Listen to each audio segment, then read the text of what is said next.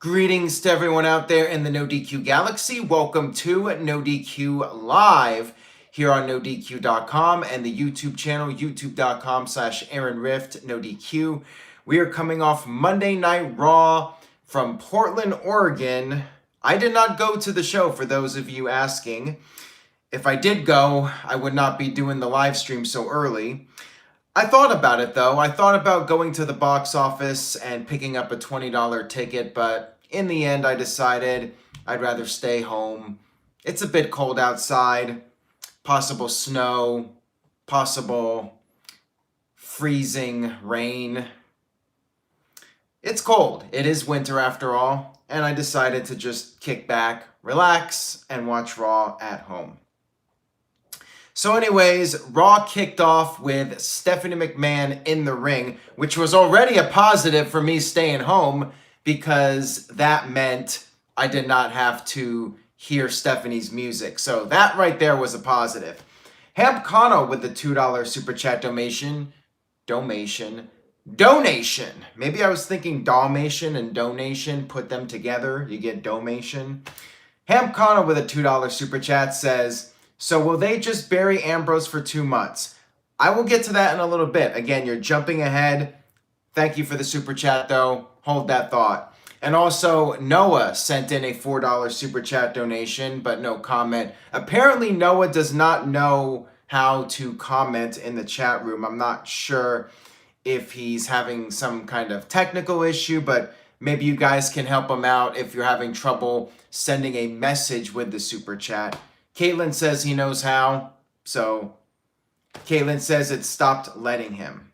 Okay, so maybe somebody out there can help Noah. If there's ever been a time where you were able to leave a super chat, but then it stopped working, maybe you could help out Noah. Anyways, back to the opening segment of Raw. Happy birthday, Sam, by the way. Sam Littleton. Happy birthday, sir. Stephanie McMahon introduced Becky Lynch. She came out and they showed a recap of what happened last week on Raw. Caleb Jacobs with a $2 super chat donation. In Ronda's words, not mine, ice and Advil, bitch. Well, thank you for that, Caleb, and I totally missed that, so I appreciate you reminding me of what the line was, and I'll get to that here in just a second. So Becky cut her promo saying she was going to slap the head off the baddest woman on the planet. Stephanie said she's had bad blood with Ronda, so nobody wants to see it more than her. However, there is an issue. Stephanie pointed out that Becky was wearing a knee brace, and Stephanie said that Becky needs to be cleared by a doctor before the WrestleMania match can happen. And Becky was pretty much like, screw you, I'm not seeing any doctor. No doctor is coming near her. And Stephanie doesn't understand that she's had to struggle, yada, yada, yada. Stephanie said that there is a concern about the match at WrestleMania, and Becky just needs to do the right thing and see the doctor. Becky again said, if you ask me again, this isn't going to end the way you want it to end. So basically it was a threat. And then Stephanie said she had no other choice if Becky was not going to cooperate and see the doctor. Stephanie said she had no other choice but to suspend Becky Lynch. So then we had Becky respond by attacking Stephanie, punching her out. We had officials come out. She tried to put on the disarm her, and then she started selling her knee. We had Becky escorted out of the arena by the officials. So this was a total copy of Vince McMahon and Steve Austin from 1997. In 97, Steve Austin had the neck injury from Owen Hart, and Austin could not compete. And then we had that one segment with Vince and Steve Austin in the ring. Vince was asking him to listen to reason. Austin didn't want to do it. Vince finally thought he was talking Austin into being rational, and then Austin responded with the Stone Cold Stunner. So, I mean, it was more or less Stone Cold Becky Lynch here. Pretty much a total ripoff of that 97 Austin versus McMahon dynamic. Tony H with a $2 super chat. Thank you, Tony H. He says, now we wait to see how Charlotte gets in. Boo. Yeah, I mean, that's quite possible that Becky will be off television now for a while to sell the suspension, and then we have Charlotte become the new #1 contender, and then Becky comes back and says, all right, I went and saw the doctor, I'm cleared. But then there's the problem, there's a triple threat match. So, yeah, it would not surprise me if that's how it goes down. So, the Becky thing, it felt forced to me. It felt like they're just trying so hard to recreate the Steve Austin, Vince McMahon dynamic only with Stephanie and Becky. I saw right through it, and I wasn't really a very big fan of it. Now, with that being said, I'm sure the younger fans out there probably thought that this was fantastic. So I'm not trying to ruin the moment for the young girls out there that see Becky Lynch as this awesome anti-hero. I'm going to let them have their moment. Although, to be fair, most of them are probably not watching this. I don't think that that's my target audience. But, yeah, I feel like for those of you that are very familiar with the Steve Austin, Vince McMahon segment, you're probably just shaking your head at this whole thing. I mean, it was a pretty blatant ripoff of that 97 storyline. Then we had a backstage segment with Ronda Rousey approaching Becky, and she was unhappy. And here's one of your logic holes. Ronda was upset that Becky was being unprofessional by not seeing the doctor and jeopardizing the WrestleMania match. Now, correct me if I'm wrong, but less than a year ago, Ronda Rousey got herself suspended by attacking Alexa Bliss. So basically, Ronda's getting mad at Becky for doing the same thing that she did to Alexa Bliss. I know it's WrestleMania and all, so I'm sure that'll be the defense, but still, yeah, not very well thought out was this storyline. So then we had Ronda Rousey versus Liv Morgan. Liv taunted her a little bit, and I sensed this was going to be a quick match. Ronda would make short work of her, and sure enough, that's what it was. Ronda beat her very quickly, without even one commercial break with the submission, the armbar. And then afterwards, Ronda got PMS or something. She got on the mic and just started talking really fast. She said something about the fans booing her. And she said, if you want some, come get some. I'm not even sure what she said. She spoke so quickly and was basically just mumbling all of her words together. I have no idea what she actually said. I think she was just basically calling out Sarah Logan and Ruby Riott to get in the ring. I don't know. I think that's what it was. But yeah, this wasn't exactly Ronda's best mic work. She said something about you want to do something, get in the ring. I don't know what it was exactly. But anyways, Sarah Logan took her up on the offer. They had a match. And again, Ronda Rousey made fairly short work of her, beat Sarah Logan.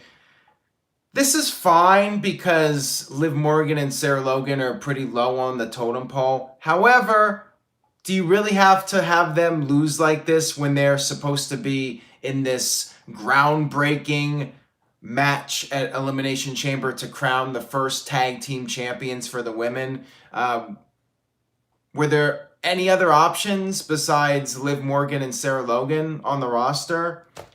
I mean, they got Dana Brooke and Natalya doing a storyline, but I mean, I'm sure there could have been a few other options here. Why have the contenders for the tag team titles get destroyed here? I don't know. Kayfabe Candy Ass says that this was a little long. Ronda should have beaten Sarah quicker. And Dustin says at least Ruby did not have a match. Well, there you go. That is true. So Ruby teased getting in the ring, but then she's like, nah. And then they did a promo, and I guess we'll see that match next week or sometime over the next few weeks where Ruby said that they will have their match, but the fans are going to have to wait. Then we had a Sasha and Bayley promo, and they talked about, well, Bayley talked about how they pushed Ronda to the limit, but as a team, they're the best. And then they were confronted by Alicia Fox and Nikki Cross, who, by the way, is a heel, and I don't like this. Not a fan. Stephen Osborne is here. Hello, Stephen, with a $2 super chat donation. Charlie Caruso being a straight savage all night. You're going to have to remind me of a few of her lines because I don't remember any of them. I actually thought the line of the night was Corey Graves when he just totally ripped Portland a new one, saying that he hates Portland because he ordered a steak at a restaurant and the people were vegan shaming him. That was, in my opinion, the greatest line that Corey Graves has ever uttered. I totally agree with him. Like, that is Portland. People in Portland are obsessed with their vegan food. Not that there's anything wrong with it, but there are a lot of vegans here in Portland. So if you order a steak, you might get a dirty look. And I'm totally serious about this, too. I'm not even exaggerating. So that was quite funny. You know, as they say, it's funny because it's true. So what was Charlie Caruso talking about? More Fave says she has bigger guns than any female in most of the main male roster. Okay. Offman Rules says at least Rollins wasn't on the show. Good job selling all the F5s from last week. Well, actually, apparently Rollins is dealing with some sort of injury, and that's why WWE is keeping him off television right now, just to make sure he's good to go for WrestleMania.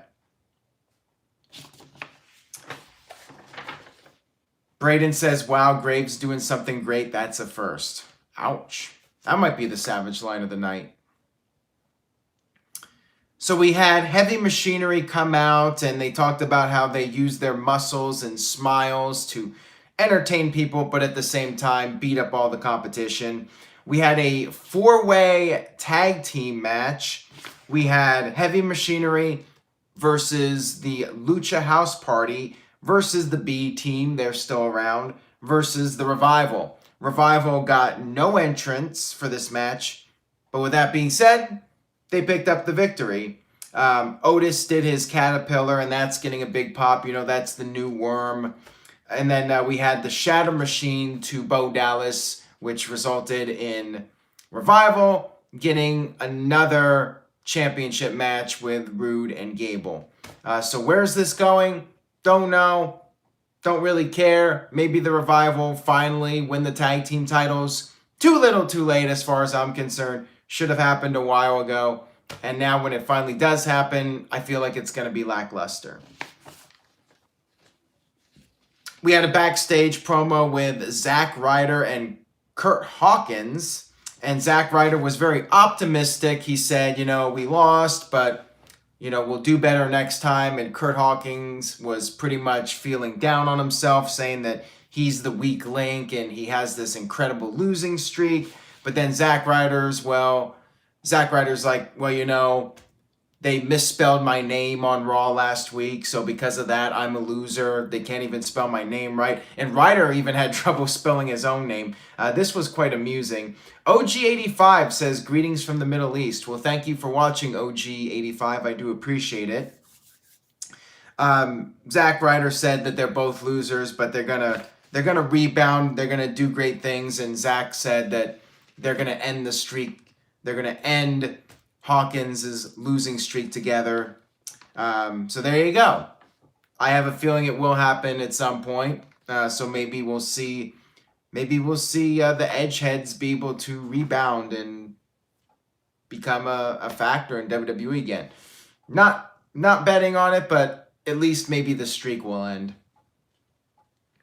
So then we had a Kurt Angle promo, which of course was the big retirement tease, and I think we all knew where this was going. I think, you know, you could smell Angle alert from a mile away. And I'm not talking about Kurt Angle. I'm talking about some kind of storyline, some kind of interruption. Angle talked about throughout his career, he's lived by the three eyes. He got to do all these cool things, you know, tear the house down with Shawn Michaels at WrestleMania, which I was at in person, by the way. Still to this day, the best match I've ever seen live. Kurt Angle, Shawn Michaels, WrestleMania 21. talked about the milk truck, talked about getting to meet the son that he never had. Nice little throwback to Jason Jordan. I think some of us were trying to forget about that storyline, but hey, it's a little reference there.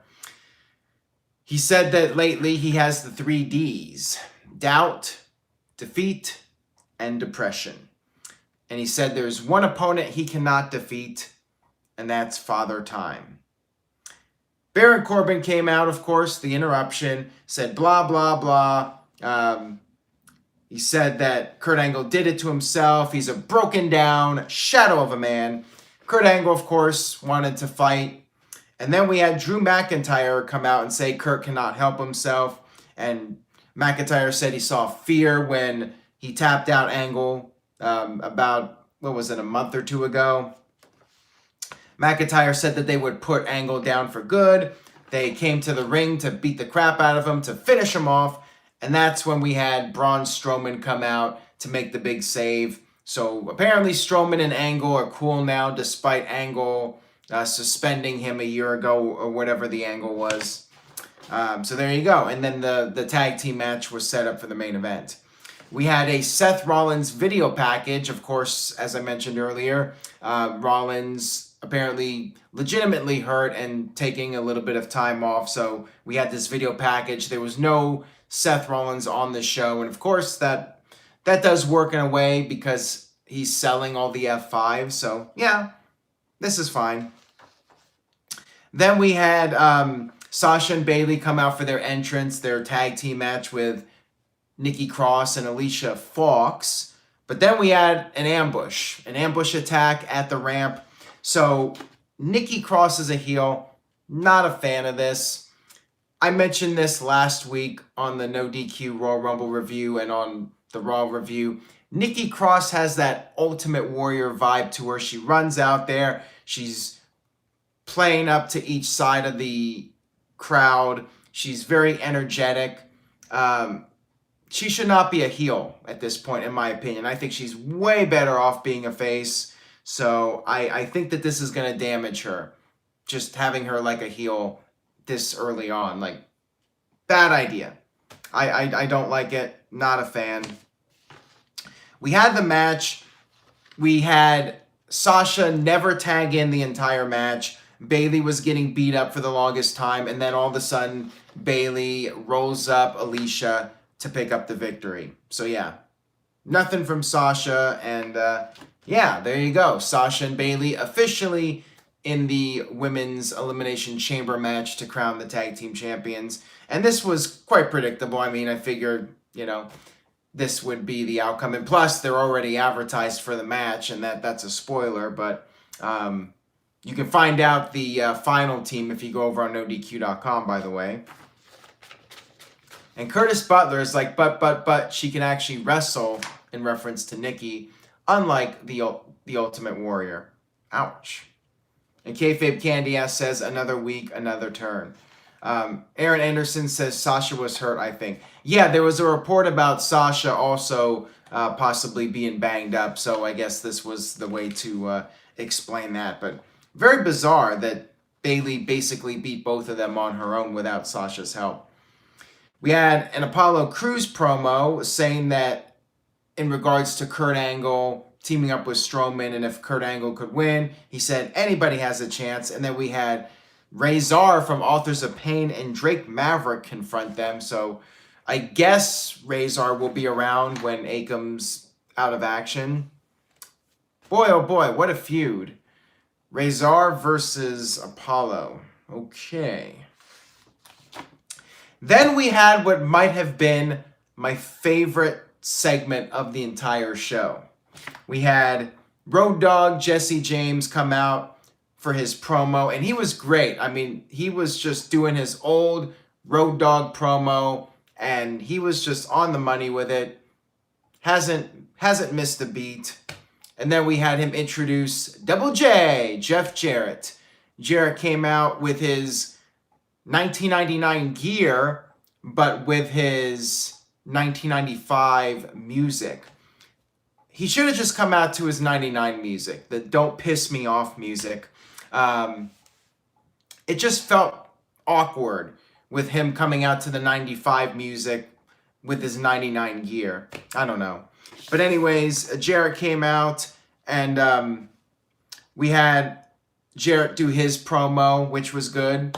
Again, both Jarrett and Road Dogg showed a lot of personality and charisma, and I don't know what it says about the current product. Maybe I'm just old and I'm just feeling nostalgia, but how is it that I enjoy 1995 WWF nostalgia over the current roster? I must be getting old and crazy, because this was, to me, the most entertaining part of the show.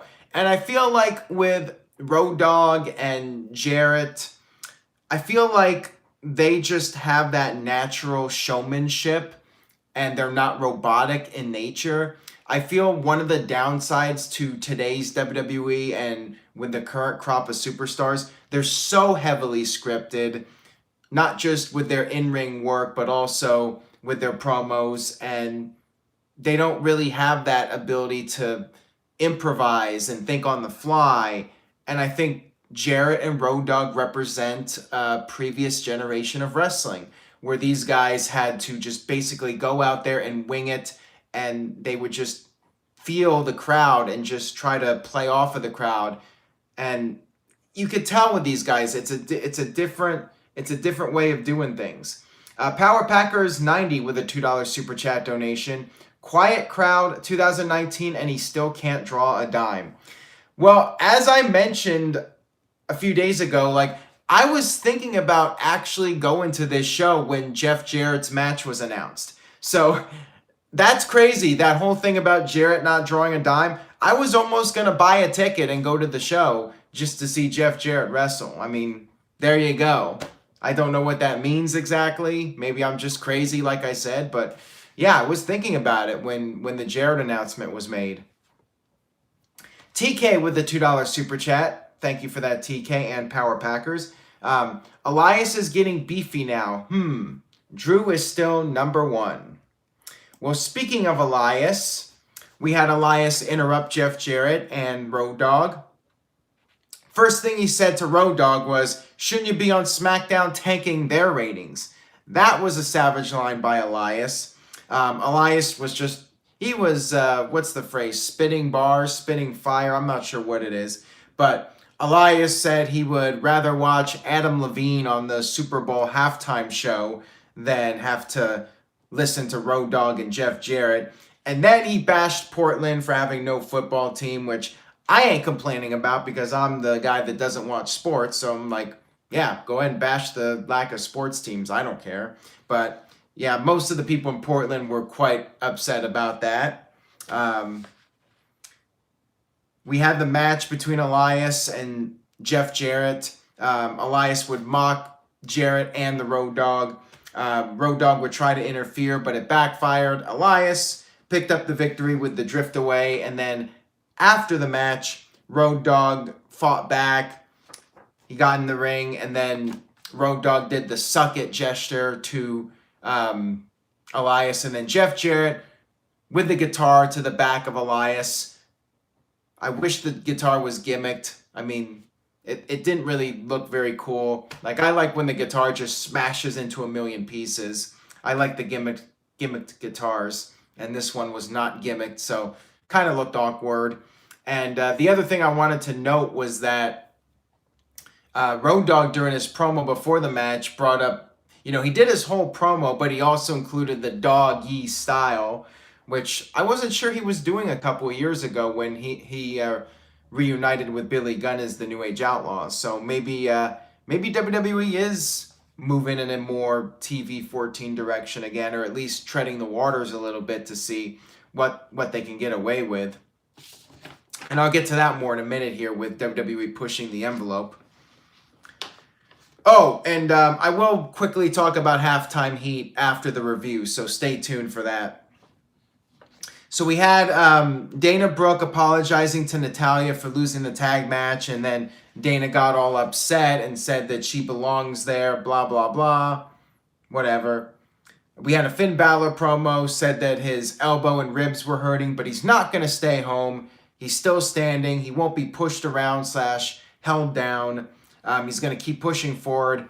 Then we had Lio Rush come out for the pre-match promo saying that it wasn't David versus Goliath, but rather it was a mouse versus a Mack truck when it comes to Finn Balor versus Bobby Lashley. Bob the Lash said that he actually got on the mic and said that he's better than Brock Lesnar. He can beat him in the wrestling ring, in the octagon. He's better than Brock Lesnar in his sleep. So I don't know if this was a tease for the future or what, but yeah, we still haven't seen Lashley versus Lesnar. I don't know if we will or not. Lashley said that the title would not be on the line, but if Balor could beat Leo, maybe Lash would consider putting the title on the line at some point. Then Lashley proceeded to attack Balor. We had the match. Balor wanted to continue. So the match did in fact take place. Finn Balor versus Lio Rush. Of course, Balor picked up the victory over Leo. Lashley got banned from ringside at one point. And then we had Bobby Lashley run back out and Finn Balor fled. I wasn't a fan of this. Finn Balor should not be fleeing. As Gorilla Monsoon used to say, the good guy has more guts than brains. Or maybe Jesse Ventura said that. Maybe both of them. But back in the day, back in my day, I sound like an old person again, the baby faces would never cower away. If they were going to get beat up, they were going to get beat up. You know, they have more guts than brains. And Balor just flees, you know, like a little pansy. Nathan says it was Ventura. Thank you for that, Nathan. So yeah, it doesn't do anything to me as far as the Finn Balor character having any more testicular fortitude.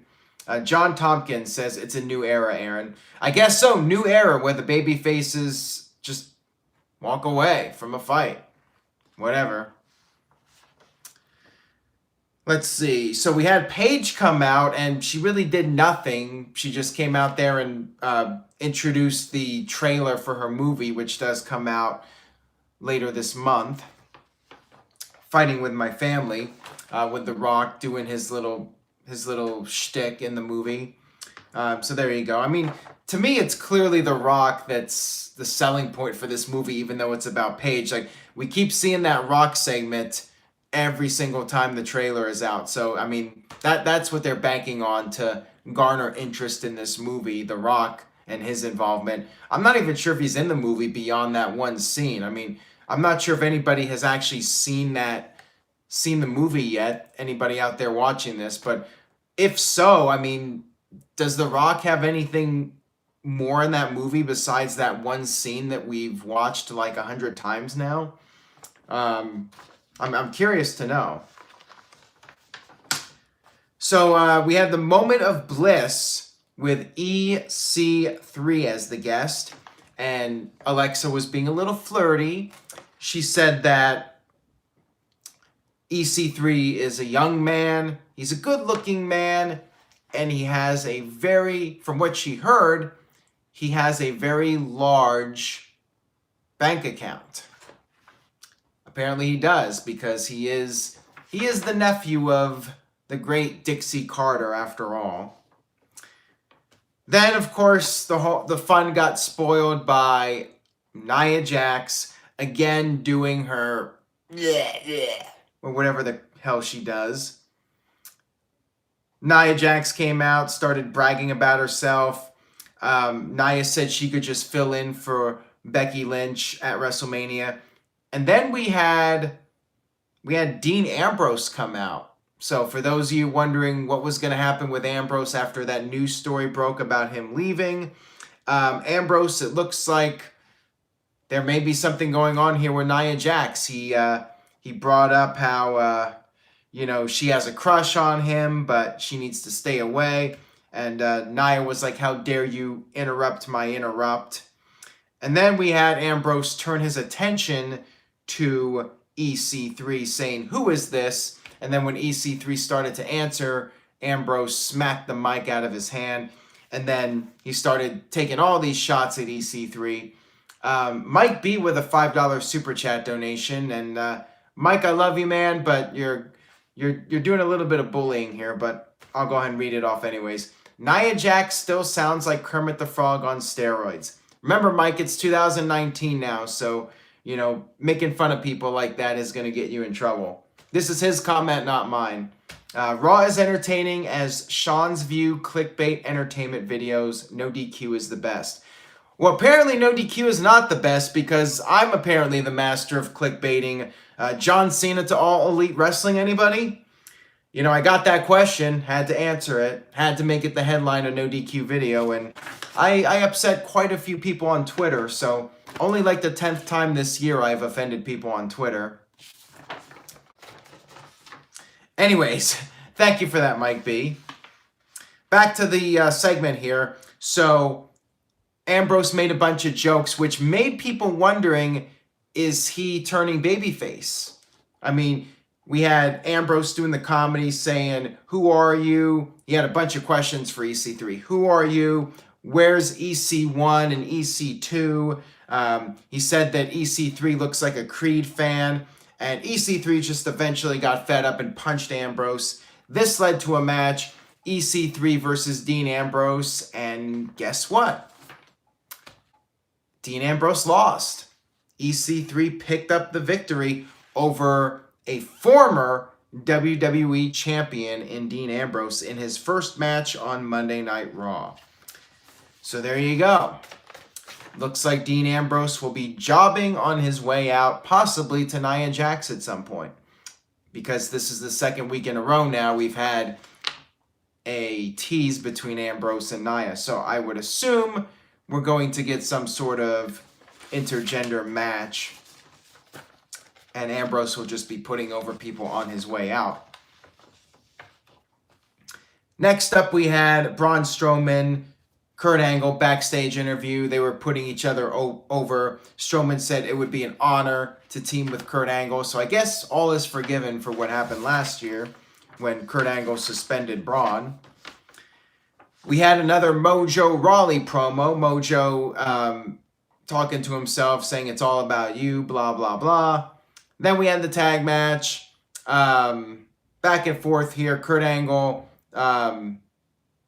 was on the verge of winning, actually. He hit the Angle slam on Baron Corbin, but Drew McIntyre broke it up.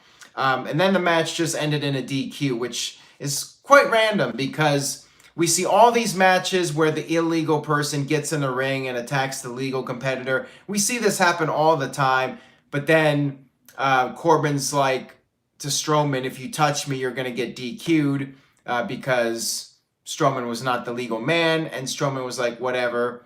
Strowman attacked him, referee rang the bell, and it was a DQ. What? I mean, this happens all the time, where the illegal guy and the legal guy fight each other.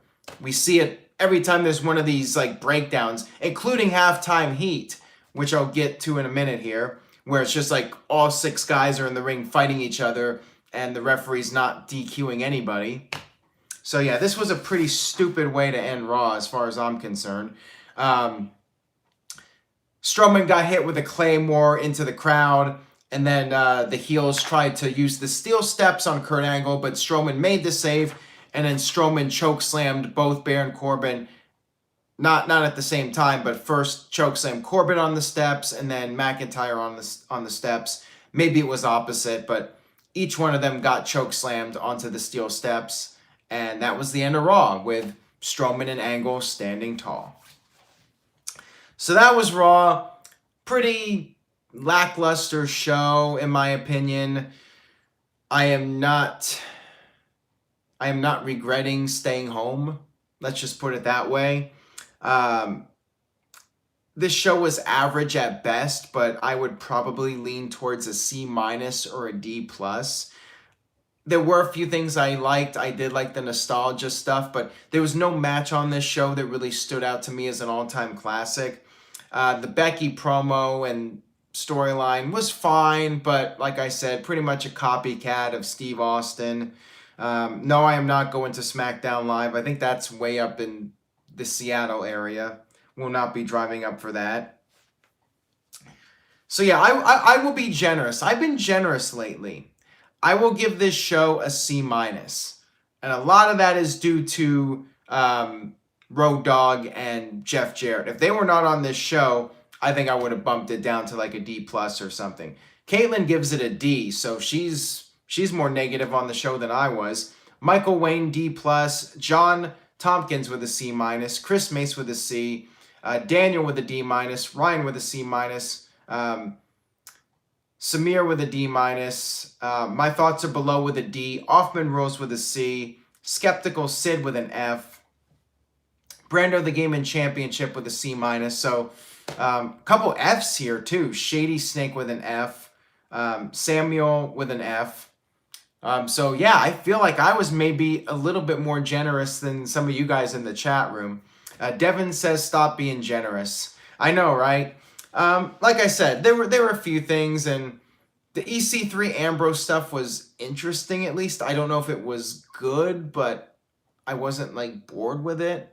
So I guess that's a thumbs up for that segment.